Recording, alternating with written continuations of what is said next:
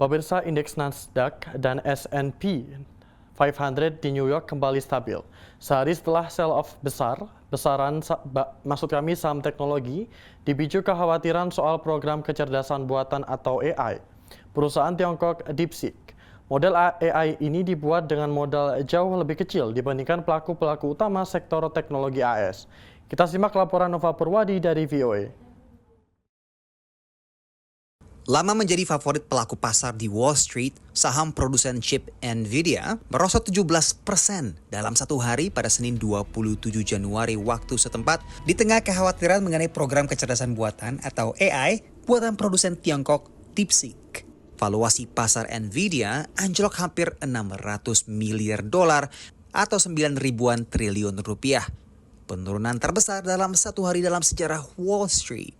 It's not just cheaper, but a heck of a lot cheaper, 96% cheaper than what we're finding from the current spend in alternate models like ChatGPT and Gemini. So that is, something that is equivalent of, $5 million spent on the DeepSeek product, but it's $100 billion on the other side of the coin with some of these other products that are available. That's what's disrupting markets right now and why we see such a big impact on things like Nvidia.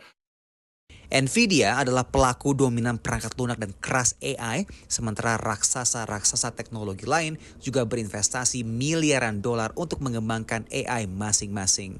It's just really sort of almost pulled the carpet out, if you like, under this AI trade, which has been rallying across 2024 and really has had quite an easy ride so far. This is the first time that it feels that there has really been sort of a disruption to the potential outlook for AI, or particularly those firms such as Nvidia, who's really benefited from the run-up so far. Sell-off besar-besaran saham teknologi terjadi menjelang penerbitan laporan keuangan 7 perusahaan teknologi terbesar yang dikenal sebagai The Magnificent Seven. Masing-masing perusahaan ini adalah Alphabet, induk perusahaan Google, Amazon, Apple, Meta, induk perusahaan Facebook, Microsoft, Nvidia, dan Tesla. I think that it actually just shows how when there is a profit out there, it invites competition and innovation. And sometimes when somebody has a monopoly or perceived to be a monopoly, it actually goes to show how that profit motive can take away that monopoly power pretty quickly. Now, like I said, it's still early days. We have to see if that is indeed true, but it does look like investors are thinking that the beneficiaries now of artificial intelligence won't just be the chip manufacturers, but it's actually likely to be those companies that are able to use the technology profitably.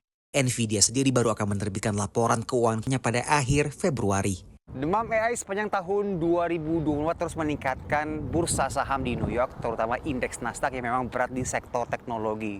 Demam AI pula yang kemudian berkontribusi terhadap meningkatnya harga saham dari Nvidia yang melonjak dari harga $13 dari tahun 2021 ke hampir $150. Dari New York, Randy Wucaksan dan tim VOA.